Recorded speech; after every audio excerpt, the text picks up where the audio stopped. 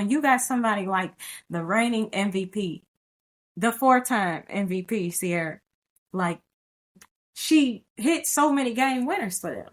And that's what takes them over the top. They just on another level.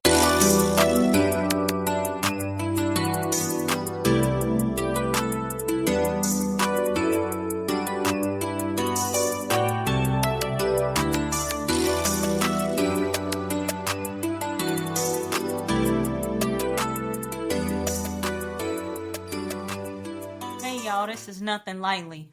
And we're back with another episode. This one is long overdue. I won't say long, but a few weeks overdue. I'm C's, and I'm with my co-host Dee, and we're going to give it to you.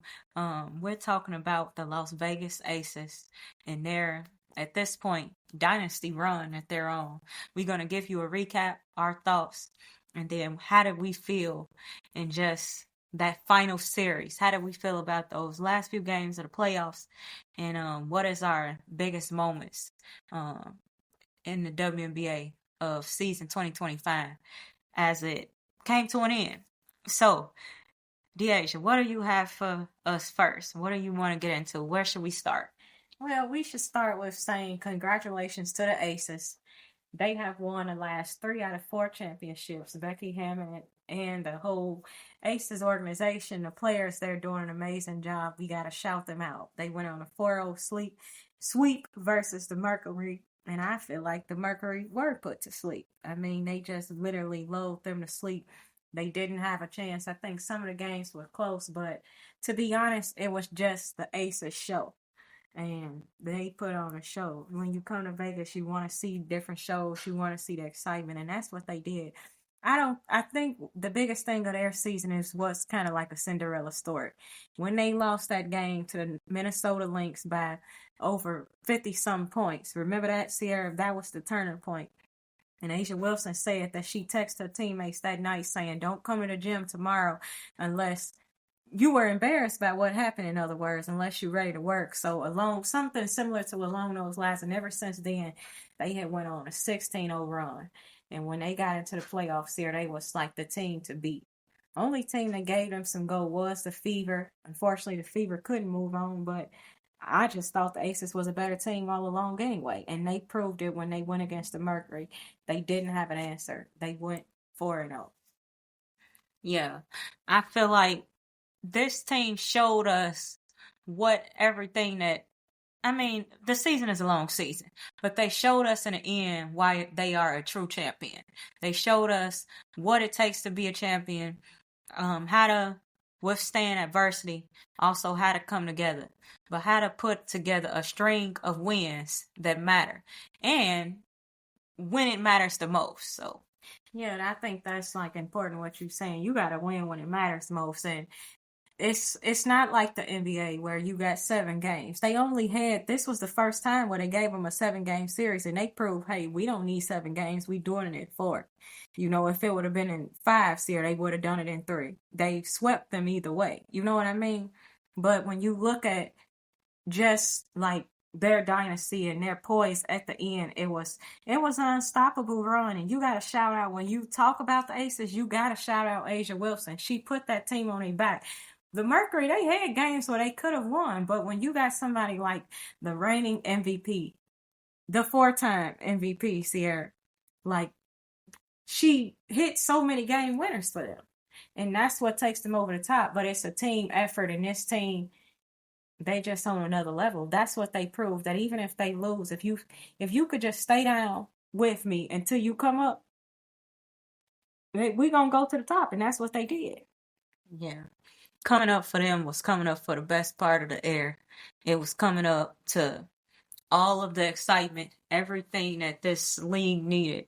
I feel like these playoffs, it was a surprise. It could have went either way. You had some of your heavy hitters to go out early in the rounds, but to see that the Aces, who have been on this dynasty run, end up in the finals and actually win, you cannot put that, like you said, it's a Cinderella story, but it's literally a dynasty. This is a solidified dynasty, and it has come back to the WNBA. We've seen it with the Comets. We've seen it with the LA Sparks. We've seen it before, but now the Las Vegas Aces, they are the next dynasty. Yeah, and they are the dynasty. They have a run like with Steph Curry and Draymond Green, Klay Thompson. They are on that run. When Steph was doing what he was doing, you have to look at A'ja Wilson and just say her reign in the WNBA is unmatched. It's untouched.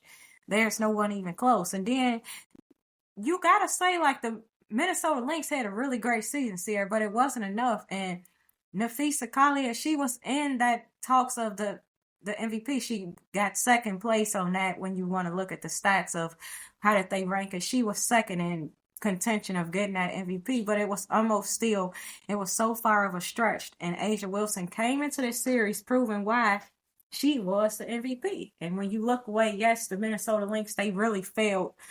They failed to injuries. You know, I think they would have went and gave a better battle.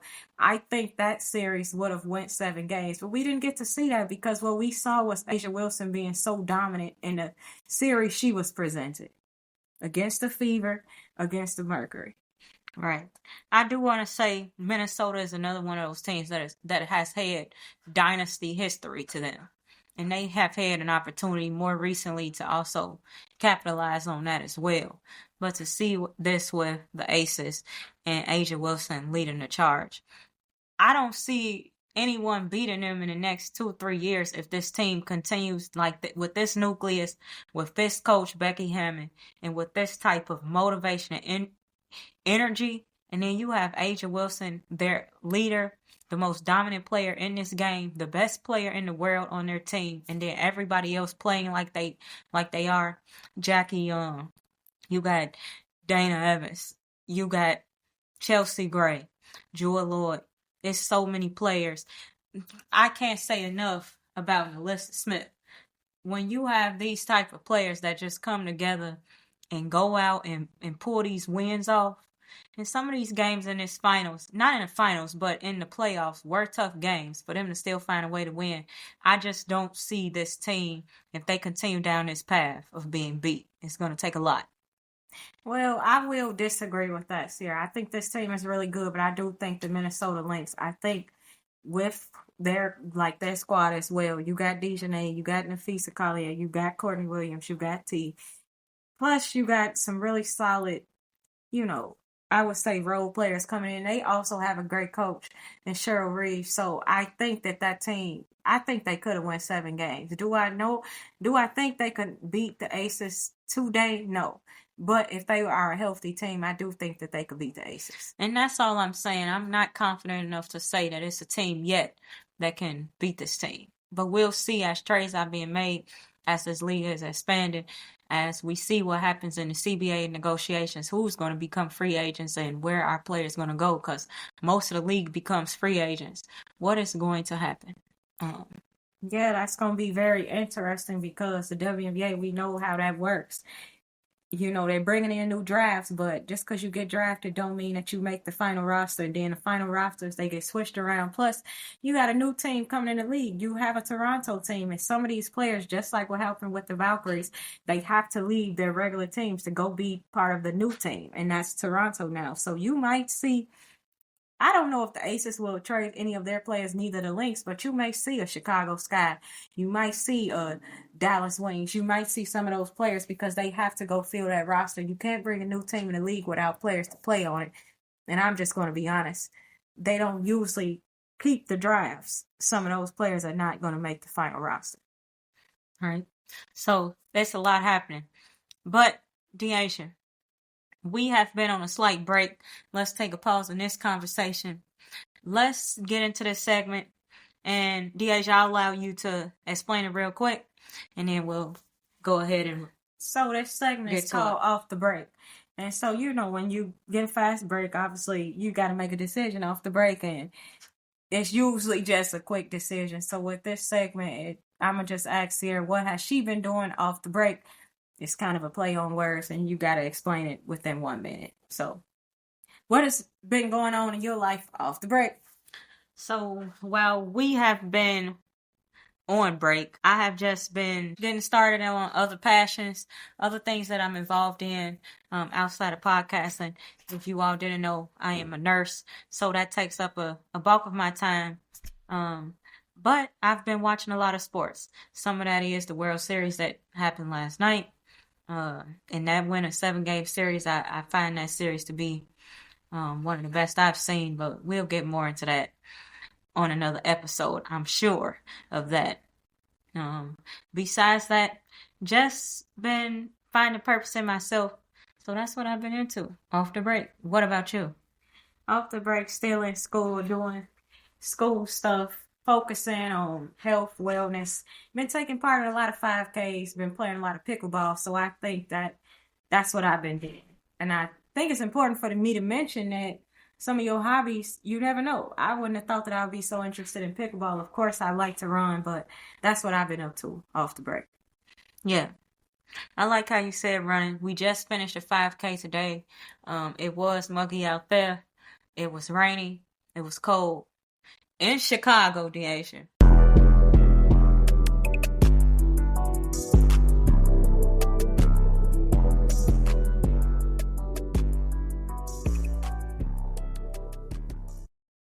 What we could say is we always try to watch sports, even though, this episode is a little long overdue, but we still actually watched this WNBA finals and we were very inspired. We was motivated. We wanted to congratulate those players. So this is our opportunity to say job well done. Hats off to you all.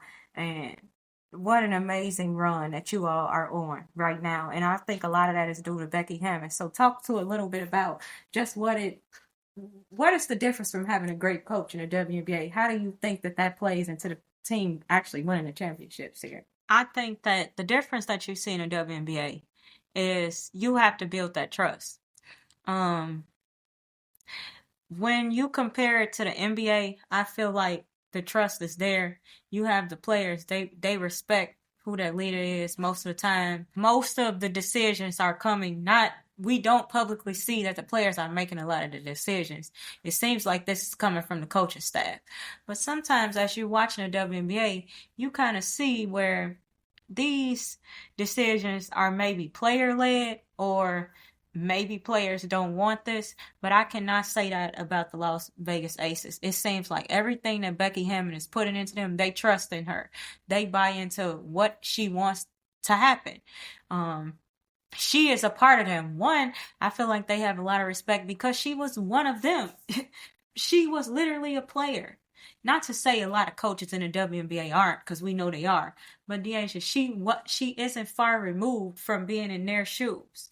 So that's a big part of it. But she's been with them since this organization has started. So they trust in her. She has built this organization just with the same names as Chelsea Gray, Asia Wilson. At the time when you had KP there, when you had Sydney Colson, she's been there from the beginning of the legacy of the Las Vegas Aces. You get what I'm saying, Deasia? So I feel like she is buying into this just as much as them, and they respect her for it. But also, Deasia, puts them on notice. She doesn't care about their name, who they are, she doesn't care. She cares about winning, and that comes through in every press conference, that comes through in every conversation, in every moment that, whether it's going viral or whether we're just seeing how she becomes candid with her players. We see that she cares about them, and that translates into basketball. Good basketball at that. So I'll correct you on one fact. Actually, Bill Laimbeer was the first coach of the Aces, but Becky Hammon quickly took it over, after that. So yeah. I will say that she was there from the beginning, but just not the very beginning. But you are right, Sierra. She has molded this team into who she wants them to be, and they kind of lead off her being that, I would say, that motivational piece, that emotional leader. They can rely on her. She's going to be a solid rock. She puts like a lot of, I don't know, I think she puts good pressure on them. Like, come on now. You could tell the last season was completely different from this one. She sat in that press conference and said, we got to make a lot of changes. And what did you see the next season? See, they traded a lot of players. Then you get Jewel Lloyd, and we questioning, like, why did you get Jewel Lloyd? But I guess she knew what she was doing because she's a big part of that championship. I don't know if you win some of those games without a Jewel Lloyd. And I don't think that Jewel Lloyd does anything different than what another player can do, but she fit that role really well, and that's what Becky Hammon. She's going to bring that type of, I don't know, foreshadowing for the league or to her team. She did that.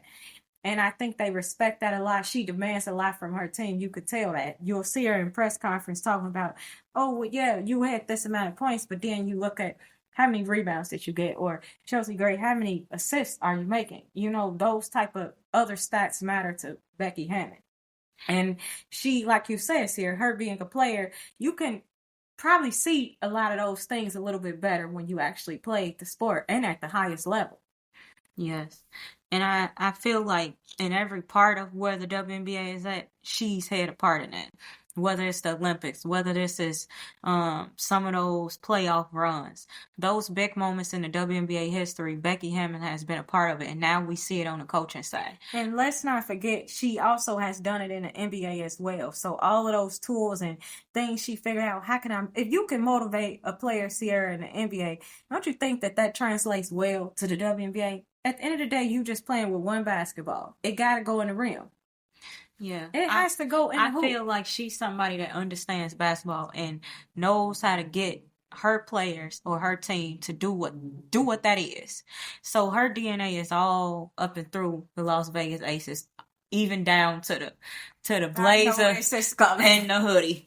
It's her. This is her. Sierra, did you see Halloween just passed? Did you see somebody, when they saying you could be costumes of people? And some people actually tried to be Becky Hammon, just put on a blazer and a hoodie under it. It was like a group of people. Have you been able to see some of that? I saw that. It did come down my timeline, and I thought that was funny because that has become like such a moment in the WNBA in just the past 2 years. And I think it really went to another level this year because they did it all year. They wore her in this sense uniform. It's a uniform. You're not in uniform. But anyway, it is a uniform. At the end of the day, it's a uniform that she literally makes. It's a uniform that she makes her coaches wear.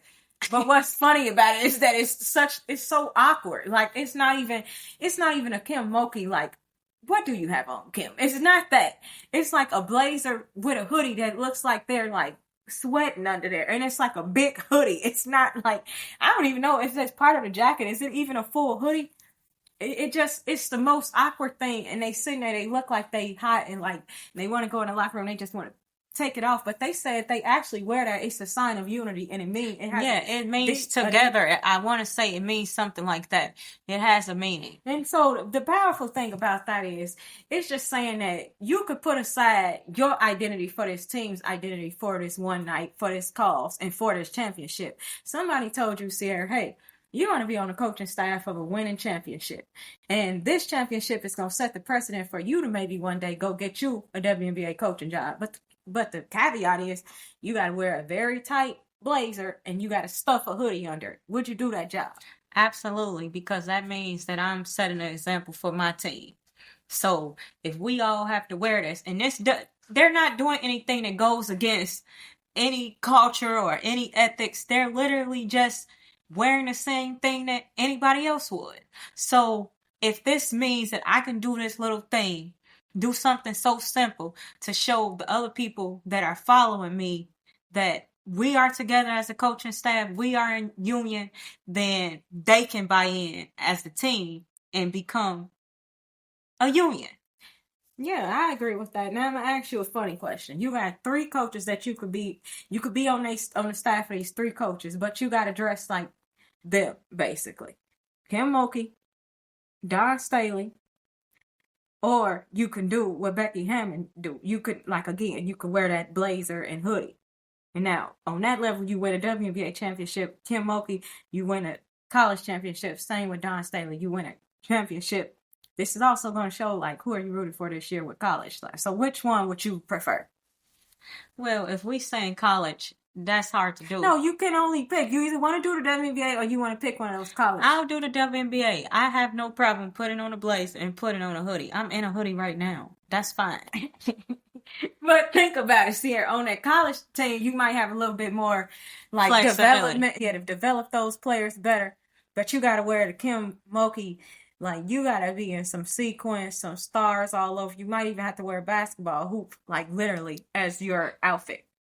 I'm rolling my eyes at this, not because I don't like it for her. That's just not for me. I don't. Or you can do Louis V down. Okay, I can see that. You can do that. What Don Staley does. Oh, Deasia, I said what I'm in a hoodie right now. You asked me the question, so I'll be in a hoodie. I'm going to support what Becky Hammon is doing. And I'm doing that also because this conversation is about the Las Vegas Aces, and I want to give the attention to them. Back to what, I mean, yes, this is all about the Aces, but I do, when we talking sports, it's a lot of culture that comes into it. How was that transition? Remember when in the NBA they used to wear, like, suits? The coaches would be in suits, and then after COVID, when they was playing the bubble, they transitioned to like little zip ups. Do you think that has changed the league? And even you see that in the WNBA now, they kind of, every team wears what the head coach wears, and so that's why actually the Aces wear, is because not only is it a unity thing, but you must kind of, I think there's a rule that you have to wear, like all the coaches have to wear similar things. Like if one person's gonna be dressed up, they all got to do that. If you look at the Minnesota Lynx, they all basically wear like a quarter zip, Sierra? So how do you think that transition of the NBA going out of the suits and those type of attire to the quarter zips, and then how that carried on? Do you like that? Has that changed the culture of basketball? I think it has changed the culture of basketball in a sense that some of the professionalism, as for what we see, as what the public perceives, has, I would say, kind of slightly dropped. Like sometimes you will just see the players, it will be a big deal. Kobe Bryant was coming for real when he was in a suited up. LeBron James suited up. You remember the finals, Deasia, when he bought his whole team different versions of the same suit? Like that meant the thing. But COVID came in and changed all of that. And it kind of went to how you look at college tournaments. Remember in college tournaments and NCAA Christmas tournaments, you would see them in a quarter zip. So COVID took that idea and they brought that into the NBA in the bubble, and that just translated to all of basketball for some reason. I have no problem with it for the coaches, but I do think that some of that has taken away for some of the professionalism for the players, how they show up, how we see them down the... I think the WNBA is doing a great job where it is a runway, and that's what we know. This is for real. You serious. But in some of the moments for the NBA, it's not professional, or this is what you decided to wear. I hope that answers your question, but I would like to just add a little bit more in that. I like the idea of, if you are going to be suited up for the games, all of the coaching staff, then yes, you should be one. If you're going to take the idea of the quarter zip, it's fine. But do I want to see back to the suited up? Yes. Because that was my favorite era of basketball, the 2000s, where that was a big deal for the coaching staff or the players. So I would like to go back to that. Yeah, and that's, I live with that point of you want to see that. But I think when I think of the culture of basketball and how it has shifted, I always go back to Allen Iverson. And I think having the coaches and the players be able to show their personality, it kind of takes away the seriousness of it, and it allows them to relax. And you want to come into a game relaxed. And so I like it. I don't think I need to see the head coach down there in a suit, unless they want to be in a suit.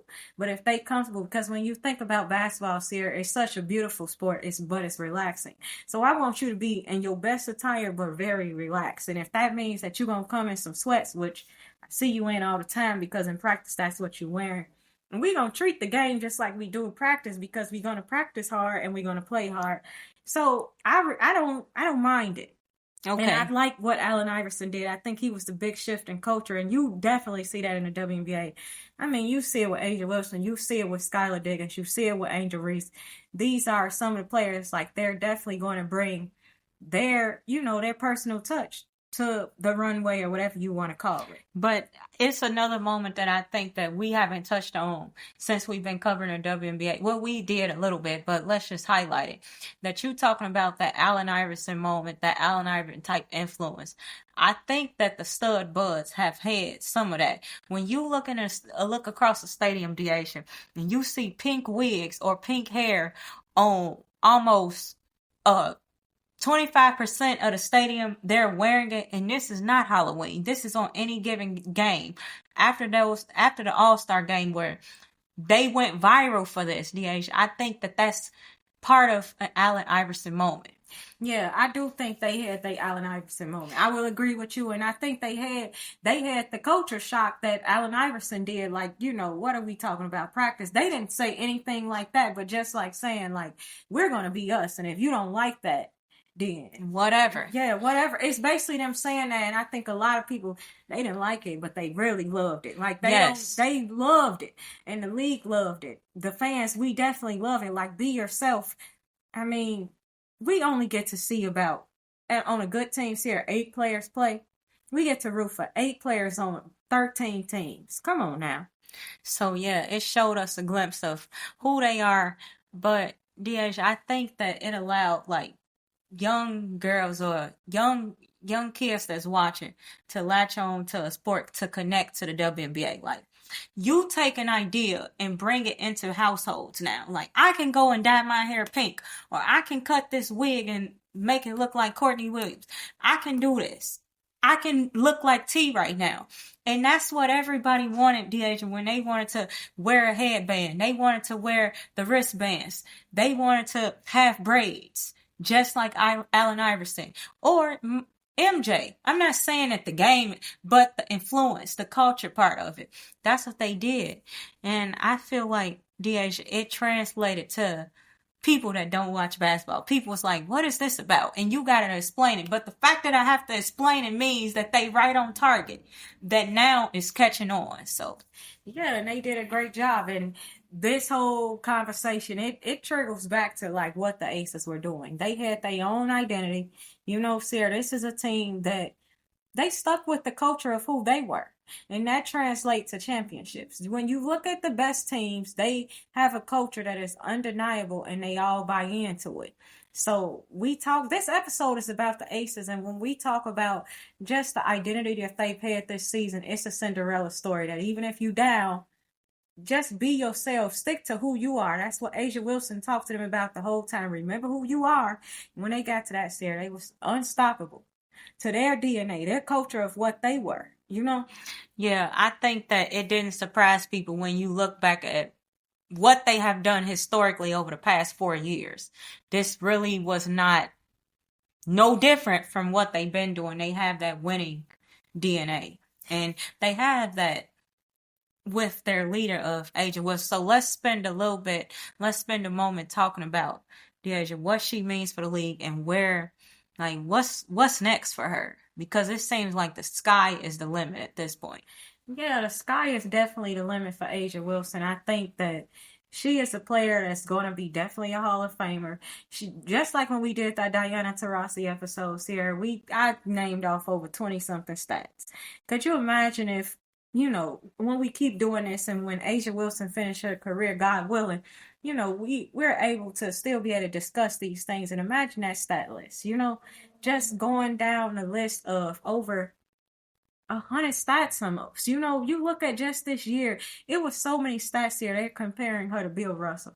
They're comparing her to Michael Jordan, LeBron. This is in a category that some NBA players are not in. But this is untouched territory.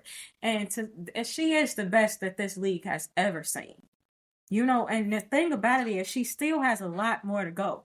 This is not like the end of her career. I don't even think this is the peak, to be honest. And even if that's the thing, Sierra, she can be the best player in the WNBA, and she might not even win any more championships, but she's that dominant. Like, the Minnesota Lynx might come and be the best team like they were this year. They were literally the best team the whole year. But you couldn't deny how dominant A'ja Wilson was. She was the best player this year, all year. Yeah. So that's two different things, and sometimes I think people forget that. It just so happened that they end up winning because they proved that they were the better team. But when you look at it, Sierra, the best player might not be on the best team. So let me ask you this, Deasia. Is it harder to be the best player in a league on a really good team, or is it harder to be the best player in the league on a bad team? I think it's harder to be on a bad team. And the reason why I say that is because I think of Russell Westbrook at the time. And I don't think he was ever the best player in the league. You can't be when LeBron is in the league, but I think he had a really good shot. Obviously, when he won MVP, triple double king, he was on a really bad. I won't say it was terrible, but they weren't. Like, if you give him a couple more plays, they won a championship that year, easy. But they didn't have that, and he's a player that it's hard to do that, Sierra. They didn't almost want to give him that MVP. They were saying, like, you're shooting too much, you're doing too much of this. But he had to do that because the team really was, they were okay. You know, so if I translate that to the WNBA, I think it's tough to be on a team just that's not that good. And why I compare that, because I look at, now Angel Reese is nowhere near the best player, but she is by far the best player on the Chicago Sky. And that's a team besides Cardoso that has a really tough time. That's hard, you know. She even called it out. So imagine Asia Wilson on the Chicago Sky here. That's not an easy role. I don't even know if Asia Wilson will be considered as good on a team like that. You're a good player like Asia Wilson, her job is a lot easier when she's just on a really good team. That's all I can say. So yeah, I would say we give a lot of credit to her team, and she says this, Deasia. She says that a lot of her success is intertwined with how well this team comes together, how well this team is able to play, how well playmaking happens through Chelsea Gray, how well Jackie Young is able to get to the basket, get her shot off, how well those moments when Dana Evans is able to hit down open shots, Nalissa Smith taking the brunt, doing the grunt work in the paint, Deasia. These moments become easier for her. But look at how hard this role has been, Deasia. She's kind of been on a bad team in the beginning. If you want to look at their record, they weren't that great in the beginning. But then for them to turn it all around and go 16, just win 16 games, the last 16 games, it's crazy what they were able to do in comparison. So it's kind of, you know, she kind of flipped, the coin is flipped. She's experienced both this year. And so I think that's what makes this year special. For you to win MVP of the league, MVP of the finals, and then you the defensive player of the year. We won't even speak on Nicole, but the point is, for you to do all of this in a single season, it's pretty remarkable. Yeah, it's more than remarkable, Sarah. It's like, I mean, you can't ask for a better season. You win the MVP, you win Defensive Player of the Year. You win the championship. Clearly. Yeah, I was gonna get to that, but you first team all WNBA, and then I think she was the leading scorer this year. I believe so, unless Fee won that. But even still, you win a championship. What else can you ask for, Sarah? You don't see that. Not somebody. Usually, when they win an MVP, sometimes they don't end up winning a championship. You know what I'm saying? She actually won it. So it was like almost, despite their record, a perfect season. Yeah, and a lot of people, they were saying that, I don't know how the Aces, like you were saying early on, I don't even know how they're going to make the playoffs. And look, this is a team that wins. They was pretty much 500. And we know those seasons don't go, these teams with that type of record do not go to the playoffs. That's why we wasn't considering the Indiana Fever, because they was almost 500. They was okay. This is a team that made it to the semis. And look, the Aces beat them. So you just never know what's going to happen in this league. But I think whatever Asia Wilson is doing, it's a lot easier because she is on a really great team. And even if they don't look like it at the core, on paper, they are supposed to be a great team. Yeah, they have a great roster. But I think that you have the best player in the league. You got a really great roster. You got a great coach. So at this point, just put the wins together. And they showed that. Like, we just got to prove what is on paper. And they did that in the end. But real quick, Deasia, let's just kind of give a moment for the Phoenix Mercury. I feel that they had a great season. They went on a great run, and I was surprised by them. But that they deserve to be there, absolutely. It just wasn't a great finals for them. They didn't have enough. And you see that what they were doing to get there against this team, when you are facing injuries or when you have those shooting slumps, you cannot overcome a team like this that's so good. But that doesn't take away from what they had did all year. What you see from Kalia Copper, Alyssa Thomas, Deasia, I feel like this could have been an MVP season for her. DeWanna Bonner making some big shots in this finals for them, making some big plays. And then even if you think of Sato. Yeah, Sato. Her going down and not being able to play in that final game, that really hurt them. And you saw the emphasis of that. But I think that she was a huge part of this team's success. So I am excited to see where they are going, because I think they're coming back in some type of way. So shout out to that organization. They did all the things right, because this was not this same team last year. This is a whole new different team. The whole new team. Yeah, shout out to Mercury. They gave it all they could.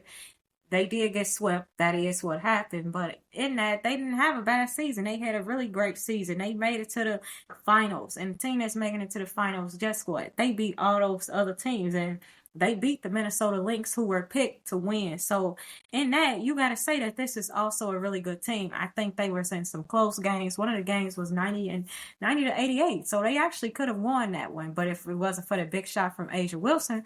But that doesn't take away from what AT was able to do. Like you said, Sarah, she just had an amazing season. And what's remarkable about her is, a lot of people don't know this, but she shoots left-handed because she has to. And you look at her shot and like, that's really not a good shot. But it's remarkable to see that she was right-handed, seeing her shooting. And she had to, I don't know, some shoulder injury, and now she shoots left hand. Yeah. She's so dominant. Even still, it's not the most pretty shot, but it goes in. But she don't even use that. Her jumper, see her, she might use it here and there, but she's so dominant going to the paint. She makes a lot of good plays. She's really their point guard, to be honest. But it just shows also her will to score and her will to just win. Move down the court. Yeah. To win. If you I don't have think shoulders, anybody in the WNBA Sierra really is more dominant than AT when it comes to wanting to win. I think that she has a will to win. When you can develop a shot, a left-handed shot, Sierra, and it still hurts. I can imagine, as you shoot with a lot of your shoulders, it's a part of the shot.